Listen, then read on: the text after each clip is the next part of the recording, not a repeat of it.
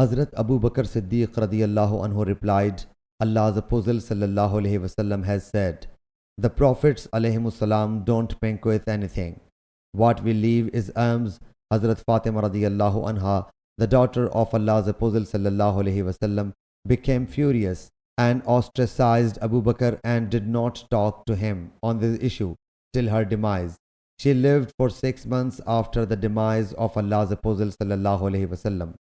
Hazrat Aisha radiyallahu anha says, Hazrat Fatima radiyallahu anha demanded from Hazrat Abu Bakr a share out of that property which Allah's Apostle sallallahu alaihi wasallam left in Khaybar and from Fadak, and what was left in Medina as alms. Hazrat Abu Bakr refused to do so and said, I have no authority to abandon what was the practice of Allah's Apostle sallallahu alaihi wasallam. I will do what he used to do, for I fear it I abandoned anything out of it, I will go astray.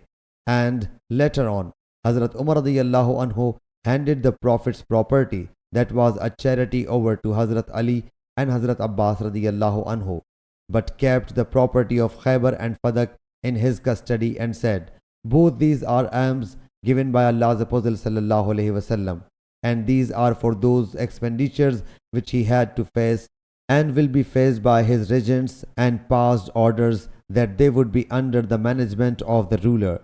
So they have been managed in this way till today, the period of Imam Bukhari. Sahih Bukhari Hadith number 3093.